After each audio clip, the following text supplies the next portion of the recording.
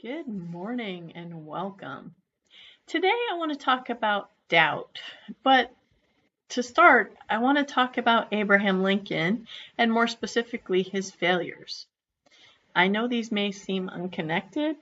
I'll come back to that more later, but for now, let's talk about his failures. Lincoln's failures are legendary. He lost his job in 1832. He was defeated for state legislature in 1832. He failed in business in 1833 when his general store went bankrupt. His fiancée, Anne Rutledge, died in 1835, not a failure, but a loss. He had a nervous breakdown in 1836. He was defeated for Speaker of Illinois House in 1838. He was defeated for nomination for Congress in 1843. He lost renomination to Congress in 1848. He was rejected for land officer position in 1849, defeated for U.S. Senate in 1854, defeated for vice president nomination in 1856, defeated for U.S. Senate again in 1858, and he lost two of his four sons, Edward, age 3, and Willie, age 11. Again, not a defeat, but a loss. So many people would have stopped after any one of those failures. Most would have stopped after a few of them. But Lincoln kept trying. And in fact, he kept reaching higher despite the failure. After studying Lincoln, I looked at failure differently. Something to be embraced rather than avoided. And I realized if you never fail, you aren't reaching high enough. You're not stretching or growing. You're staying right there in your comfort zone. Failure is a wonderful teacher if we don't spend our lives hiding from it, and if we're willing to learn from it and don't just repeat the same mistakes over and over again. But if we don't fail, we don't try new things. And here's what I've come to believe. If we don't doubt, if we don't deepen our faith in our spiritual practice, just like Lincoln's failures came because he kept reaching higher, I think doubt comes with deepening our faith. And I want to come back to Lincoln's failures for just a second. That was a long list, and I don't think it was an exhaustive list. I think there was more. But look at his successes. He became the 16th president. He preserved the United States. He prevented the South from seceding from the Union. He kept us the United States of America at great cost during the Civil War, and he abolished slavery in our country. That list is not as long, but do you really think he could have gone through everything it took for that list of successes if he hadn't gone through that much longer list of failures, if he hadn't gotten up again and again, and not only stood up again and not tried again, but reached higher over and over in spite of no evidence that he was ever going to succeed. And the success that he had makes him arguably or inarguably, depending on your stance, the best president we've ever had. So the reason I talk about Lincoln and his failures and success, short list, huge impact, is because I think that they really go together. And if we look at doubt, I think that doubt is absolutely natural. All religious texts have stories of those with the biggest faith having moments of doubt. And I think that because doubt means that you're thinking for yourself. You aren't taking somebody else's belief as your own. You're exploring, asking questions, building something real. And doubt is part of that process. Denying doubt doesn't make you more spiritual, It might make you less honest, but it doesn't make you more spiritual. So let's talk about Mother Teresa. You might know her as the Saint of Calcutta, the winner of Nobel Peace Prize, a woman beloved around the world for her service to the poorest of the poor.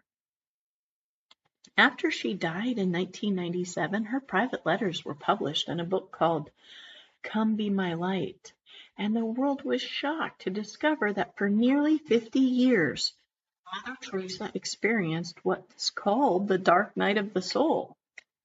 She wrote things like, in my soul, I just feel the terrible pain of loss, of God not wanting me, of God not being God, of God not really existing. And there is so much contradiction in my soul, such deep longing for God, so deep that it's painful, a suffering continual, and yet not wanted by God, repulsed, empty, no faith, no love, no zeal. For 50 years, nearly her entire ministry, she served the dying. She built hospitals and orphanages. She radiated joy and faith to millions. And inside, she felt abandoned by God. She doubted. She questioned. She wondered if God even existed. Her critics said that proved that she was a fraud. But I think more than anything else, it proves she was real. Mother Teresa kept saying, she kept serving, kept praying, kept showing up, not because she felt God's presence, but because she chose faith even in the midst of profound doubt. That's not weakness. That is the strongest faith I can imagine, and clearly a very strong woman. We can also look at Thomas in the Gospels. We call him Doubting Thomas like it's an insult, but Thomas was one of Jesus's closest disciples. He loved Jesus. He followed Jesus. And when the other disciples told him Jesus had risen from the dead, Thomas said, "Unless I see the nail marks in his hands and put my finger where the nails were, I will not believe." He needed to know for himself. He needed his own experience, and he wasn't willing to just take their word for it. And Jesus didn't condemn him for that. Jesus showed up and let Thomas see, let Thomas touch. He gave Thomas his own direct experience, and then Thomas believed with his whole heart. His doubt led him to deeper faith, not shallower faith, deeper. Charles Fillmore, co-founder of Unity, was known for his healthy skepticism. When his wife Myrtle had her healing revelation and started affirming, "I am a child of God, therefore I do not inherit sickness," Charles was skeptical. He was a businessman, a practical man, and this new idea his wife had seemed too simple and too good to be true. He wasn't one to take things on blind faith. He had an inquiring, scientific mind. But he watched Myrtle heal. He saw their friends coming to her for prayer and going away with visible results. He saw bodies rebuild, sight restored, and he couldn't deny what he was seeing.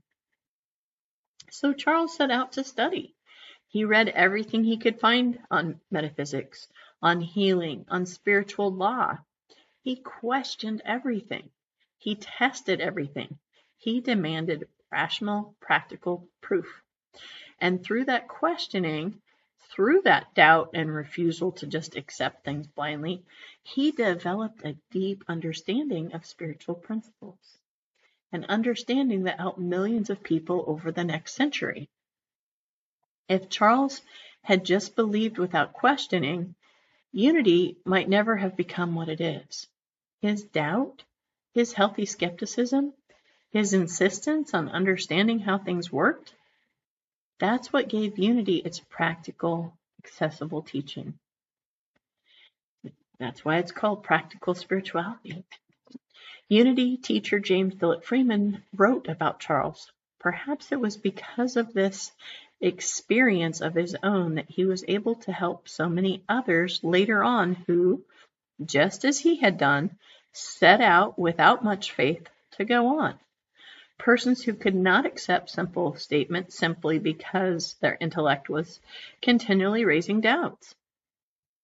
Charles could help doubters because he had been a doubter, and he discovered that you don't have to stop doubting to start practicing. You practice even while you doubt, and gradually, through your own experience, faith grows. Here's the thing about doubt. It means you're not just parroting someone else's beliefs or what someone else told you. You're not borrowing someone else's faith. You're building your own. When you accept beliefs without questioning them, they're not really yours. They're on loan. And when life gets hard, borrowed faith crumbles.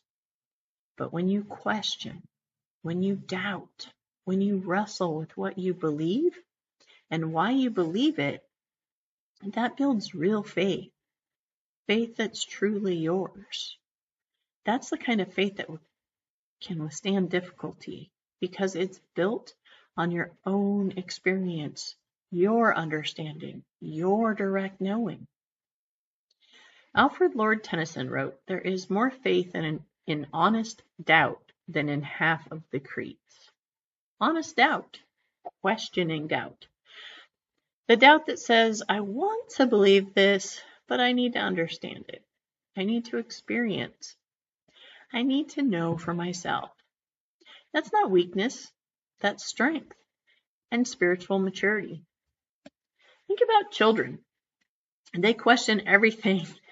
Why is the sky blue? Why do I have to go to bed? Why? And most of the time we love that about them. We encourage it. We call it curiosity, intelligence, a healthy developing mind.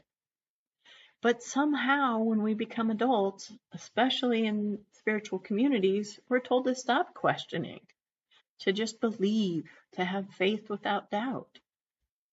But Jesus told us to be like children, to have childlike faith. And children ask questions. They ask why. They don't just accept what they're told, they explore, they test, and try to figure things out for themselves. Maybe childlike faith isn't blind acceptance. Maybe it's curious questioning.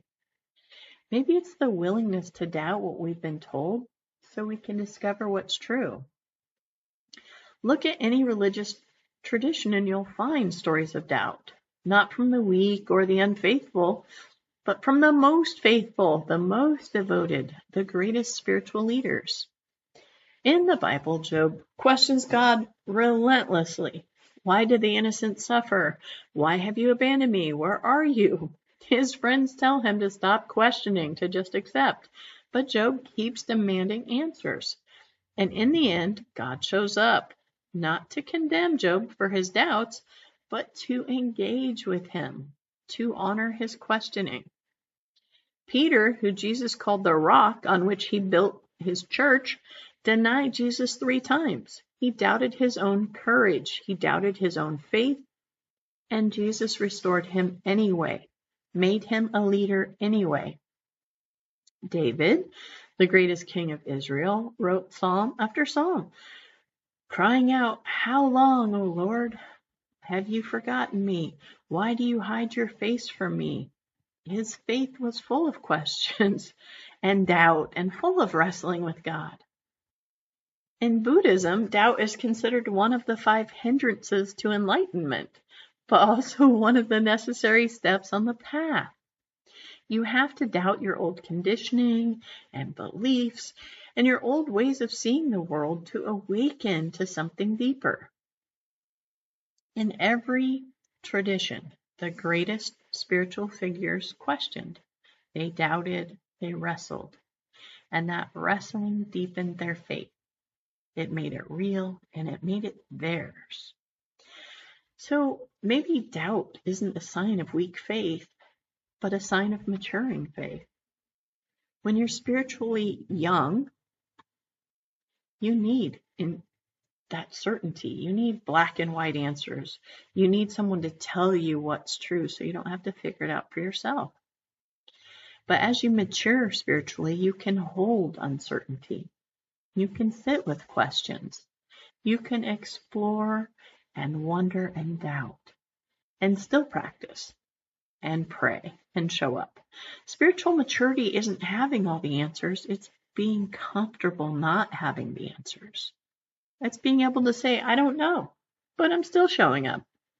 I'm still practicing and I'm still seeking. And that's something I really admire about Charles and Myrtle, because they were truth seekers and they were willing to learn truth from wherever it came from. So Mother Teresa doubted for 50 years, but she didn't stop serving or praying. She didn't wait until her doubts were resolved to do the work God was calling her to do. I think that is real maturity and faith. And not because, let me back up. I believe because I have no doubts, but I practice even though I have doubts. I show up even though I'm not sure. I serve even though I don't always feel God's presence. That's real faith. That takes more courage than blind certainty ever will. Now, there's a difference between doubt and disbelief, and I think it's an important one. Doubting is questioning. Doubt is about exploring. It's being honest in, I'm not sure, but I'm open. I'm seeking because I want to understand. Disbelief is closed. Disbelief is, I've decided this isn't true and I refuse to consider otherwise. Doubt asks questions. Disbelief refuses to listen to answers. Doubt is curious. Disbelief cynical. Doubt says, show me. Disbelief says, I don't care what you show me. I've already made up my mind. Healthy doubt opens you up. It makes you receptive to truth, to experience and have your own direct knowing. It makes your faith truly yours because you've tested it, questioned it, and built it yourself. Toxic disbelief closes you down. It cuts you off from possibility, eliminates growth, or anything that might challenge your cynicism. So when I talk about embracing doubt, I'm talking about that healthy questioning, the willingness to not know, and the openness to being wrong and still learning and growing. I'm not talking about refusing to believe anything. I'm talking about refusing to believe something just because someone told you. Let's explore our relationship with doubt together now as we enter into our meditation. So go ahead and get comfortable. Let your body relax. Be supported wherever you are. If you'd like, close your eyes. If not, just soften your gaze. Take a deep breath and let it all out. Take in another. Release any tension you're holding. And let your breath just fall into a natural rhythm. And when you're ready, bring to mind something you believe that you've never really questioned. Maybe it's something you were taught as a child. Maybe it's something everyone around you believes, so you just accepted it. Something you've never examined for yourself. Just notice it. Don't judge yourself for it. Just see it clearly. Now bring to mind something you believe because you've questioned it deeply. Something that you personally have wrestled with and doubted and explored and come to know for yourself through your own experience. Feel the difference between these two beliefs. Which one feels more solid? Which one is truly yours? The belief you've never questioned might feel more comfortable, but the belief you've wrestled with, That one has roots and can withstand storms. Now think about doubt differently for a moment. What if doubt isn't evidence that you're failing spiritually? What if it's evidence that you're growing? What if every time you doubt, it means you're reaching higher? Just like failure comes with reaching higher, what if doubt comes because you're deepening your practice, stretching your understanding, refusing to stay in the shallow end? Feel into this. What would change if you saw doubt as a companion rather than an enemy? What if doubt is actually your friend, pushing you to build real faith instead of borrowed faith?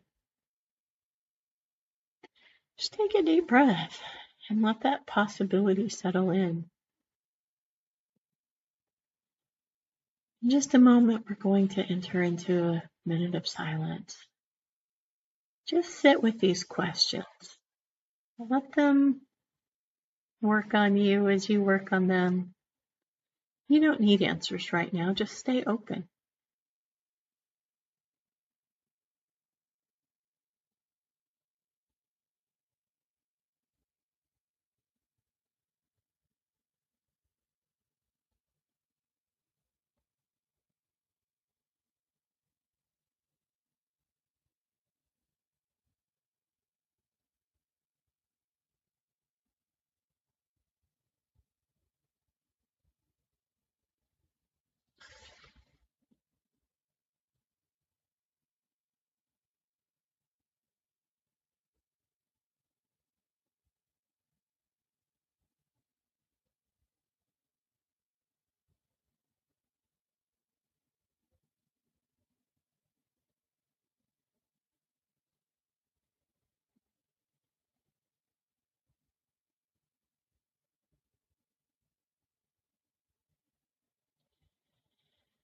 As we come out of our moment of silence,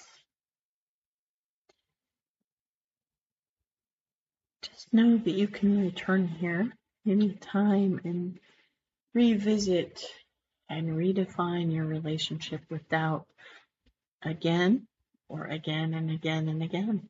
Whatever works for you and your faith through your lived experience. For now, when you're ready, just feel your body, feel the surface supporting you. When you're ready, open your eyes.